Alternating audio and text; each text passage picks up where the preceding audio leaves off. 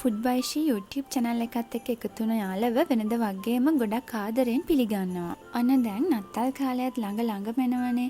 ඉතින් මම හිතුවා මේ පාර වීඩියෝ එකෙන් ඔයාලට නත්තලට හදාගන්න පුළුවන් ලස්සන රසම රස ඩෙසර්ට් එකක් අරන් එන්න ඕනි කියලා. මේ ඩෙසර්ට් එක ඉතාමත් ලේසියෙන්ම අපිට හදාගන්න පුළුවන්. අන්තිම මොහොතේ වුණත් අපිට හදාගන්න පුළුවන් ලේසිම ලේසි ඩෙසර්ට් එකක් තමයි මේක. එහෙනම් දැන් අපි බලමු මේක හදාගන්න අපිට මොනවාද අවශ්‍ය වෙන දේවල් සහ මේක හදාගන්නේ කොහොමද කියලා දැන් අපි බලමු.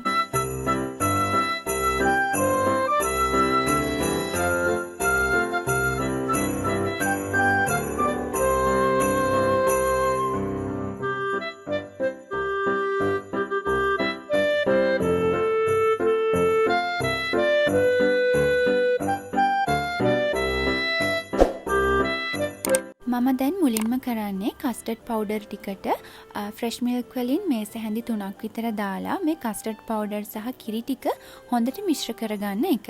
මේක හොඳ ස්මූත් ලික්විඩ් එකක් වෙනකන් මිශ්‍ර කරගන්න ඕනේ. කස්ටර්ඩ් පවුඩර් කැට නැති වෙලා හොඳට දිය වෙනකන් අපි මේක හොඳට මිශ්‍ර කරගන්න ඕනේ.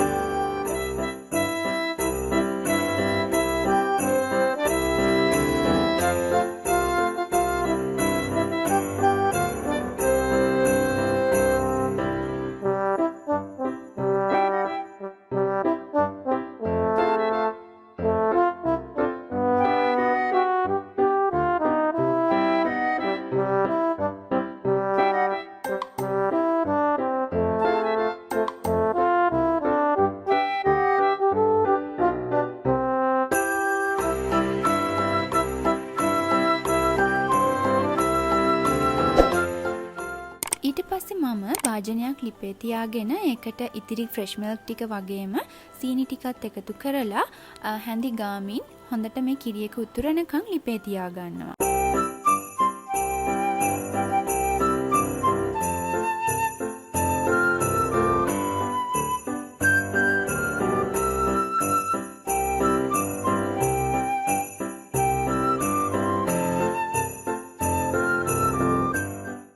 කිරි එක උතුරගෙන එනකොට ලිප ඕෆ් කරලා අපි ගනිපු වැනිලා ටිකත් මේ කිරි එකට එකතු කරලා හොඳින් කවලම් කරගන්නවා.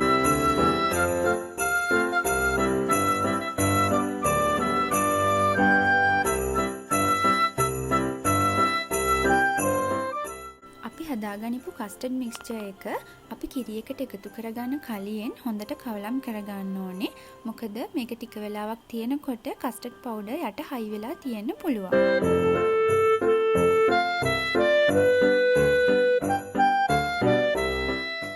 ඊට පස්සේ මම ලිප ඕෆ් කරලා තියෙද්දිම මේ කිරි මිශ්‍රණය හැඳි ගාන ගමන් අපි හදාගනිපු කස්ටර්ඩ් මික්ස්චර් එක ටිකෙන් ටික එකතු කරගන්නවා. කස්ටර්ඩ් මිශ්‍රණය ඔක්කොම කිරි එකට එකතු කරගත්තට පස්සේ නැවතත් ලිප ඔන් කරලා ලිපේ ගින්දර අඩුම මට්ටමේ තියාගෙන මම මේක නොනවත්වා හැඳි ගානවා මේ කස්ටර්ඩ් මිශ්‍රණය හොඳට ඝන වෙනකන්.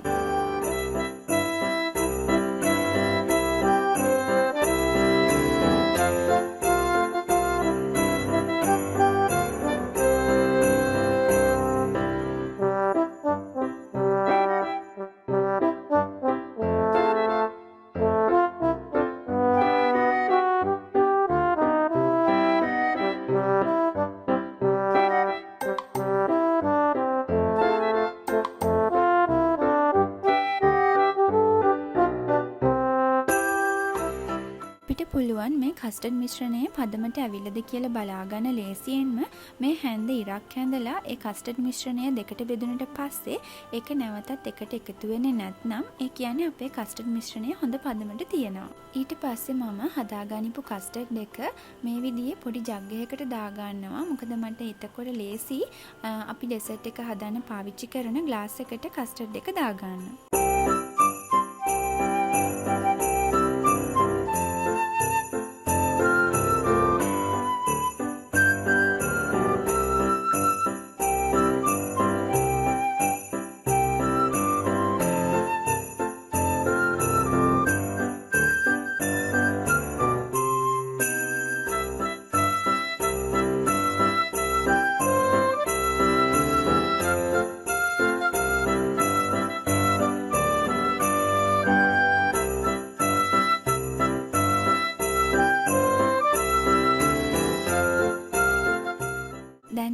කස්ටර්ඩ් එක මට ටිකක් නිවා ගන්න අවශ්‍ය නිසා මම මේ වගේ වතුර එකක තියලා කස්ටර්ඩ් එක නිවා ගන්නවා. ඒ අතරදි මම ගනිපු බිස්කට් ටික ග්‍රයින්ඩ් කරගන්න තමයි මේ හදන්නේ. මම අද ගත්තේ කාලෝ බිස්කට් එක. ඔයාලට පුළුවන් මේ වෙනුවට OREO බිස්කට් ඒ වගේම ඕන චොක්ලට් බිස්කට් වර්ගයක් පාවිච්චි කරන්න පුළුවන්.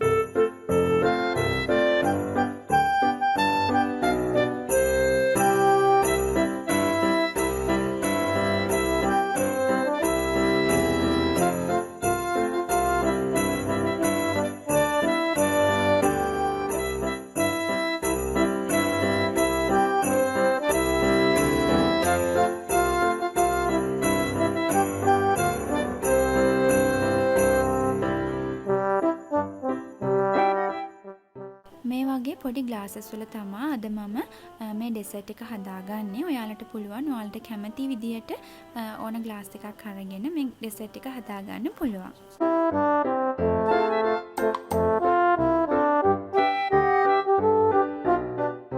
කස්ටර්ඩ් එක නිවැරදි තව චුට්ටක් ඝන වෙලා තියෙන නිසා මම හැන්දකින් ඒක ටිකක් කවලම් කරගෙන මේ ග්ලාසස් තුනට සමානව දාගන්නවා එක ලේයර් එකක්.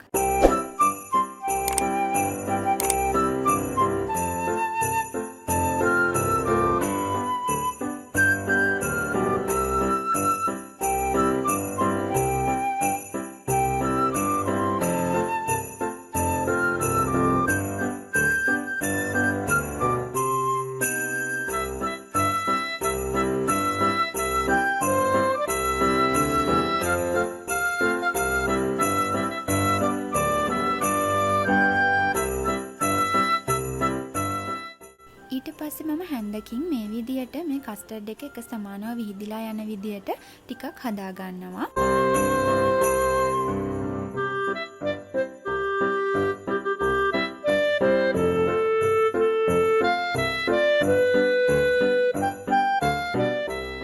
ඊළඟට මම මේ කස්ටර්ඩ් ලේයර් එක උඩින් අපි කුඩු කරගත්ත බිස්කට් ලේයර් එක එකතු කරගන්නවා.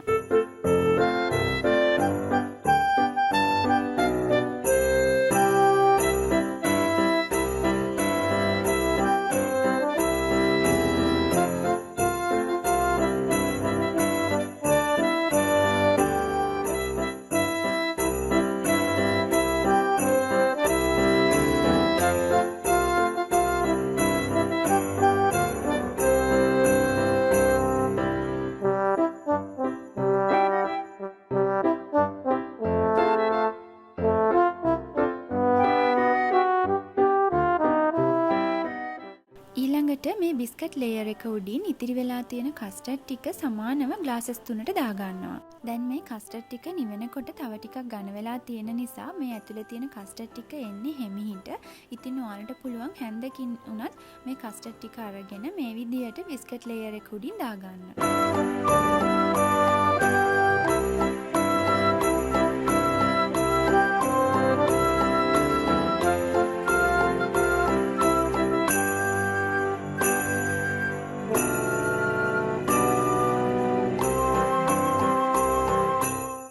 අන්තිමටම මේ කස්ටර්ඩ් ලේයර්ස් ටික උඩින් ස්ට්‍රෝබෙරිස් තියලා මේ කස්ටර්ඩ් ෂොට්ස් ටික තවත් ලස්සන කරගන්නවා. මම මේ රෙසිපි එකේ දීලා තියෙන ප්‍රමාණයන්ගෙන් කස්ටර්ඩ් ෂොට්ස් 3ක් හදාගත්තා. ඔයාලට පුළුවන් මේ ප්‍රමාණයන් අඩු වැඩි කරලා ඔයාලට අවශ්‍ය ප්‍රමාණයට කස්ටර්ඩ් ෂොට්ස් හදාගන්න පුළුවන්.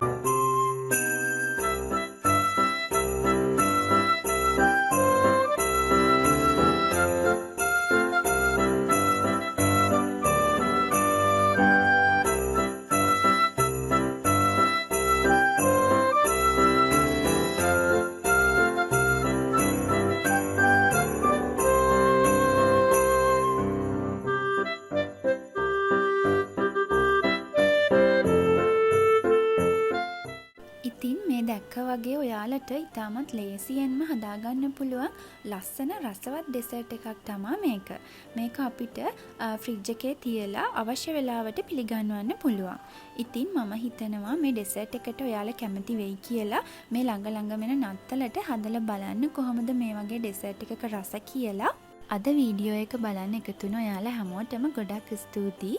ආයෙත් දවසක මේ වගේ තවත් රසවත් රෙසිපි එකක් කරන්න එනකන් පරිස්සමින් ඉන්න සුබ දවසක් ඔයාලා හැමෝටම.